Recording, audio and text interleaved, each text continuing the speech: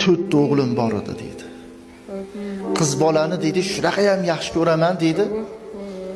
Xudodan dedi, yig'lab yurib Xudodan so'radim. Xudo qiz berdi. Yo, jicha nogironlik qiz berdi dedi. O'smaydigan. Gapi yaxshi, tili yaxshi, yeb ichishi yaxshi-yu, bir og'rig'i bor, shu og'rig'i tufaylidan katta bo'lmadi dedi. 3 yasharligidan tili chiqishni boshladi. O'tirolmaydi, turolmaydi, lekin gapiradi. Shu darajadaki mehrini men shunday qiz bolani mehrini dedi domla, shu narsada bildimki dedi, tishi chiqib qichish yasa, akasi qo'lini nima qilsa tishlaydi, ayasi qo'lini nima qilsa tishlaydi. Dadasi siz ham qo'lingizni qurma qilib ko'ringchi desa, qo'limni qilsam menikini tishlamaydi dedi.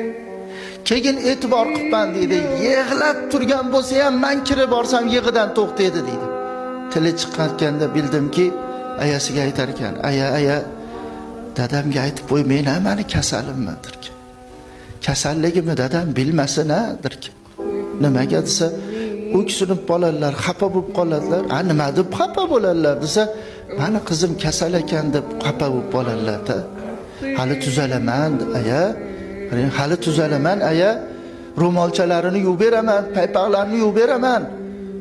Dedi xon bo'ldi. 5 yashar bo'lganda aya ha, menga ham o'qat qilishni o'rgating dedi. Ha, o'tira olmaysiz, tura olmaysiz, yura olmaysiz-ku desa, o'rgatib qo'yavering. Nimaga desa, dadamga shirin o'qat qilib beraman. Og'riq dodalodod qilib turgan bo'lsa ham, ayasiga injiqlik qilayotgan bo'lsa ham, og'riqni qattig'idan chidolmay turgan bo'lsa ham, shunday kirsam o'zini soqqa savoladi dedi. 6 yasharida 3 yasharga o'xshab turardi dedi. Qarang, 6 yasharida 3 yasharga o'xshab turardi. Kirsam gaplashib to'ymasdim shu qizim bilan dedi. Qarang, to'ymasdim. Og'riq kuchayib ketdi-yu, doktorga olib borsak, reanimatsiyaga olib kirib ketishdi dedi.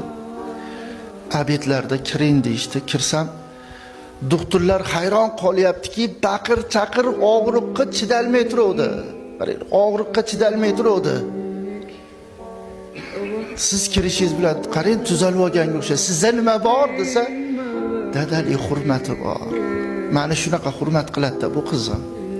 Qiynalayotganini derazadan ko'rdim, chekkasidan qarab ko'rdim. Doktorga og'riq qoldiradigan ukol qilib qo'yaveringlar. Qarang, og'riq qoldiradigan ukol qilinglar. Qiynalayotganini ko'ryapsizlar. Og'rimasdan jon taslim qilsin. Men chidalmayapman desam, ikol qilamiz deyishsa, nima qilyapsizlar debdi. Desa shunaqa og'riq qoldiradigan ikol desa,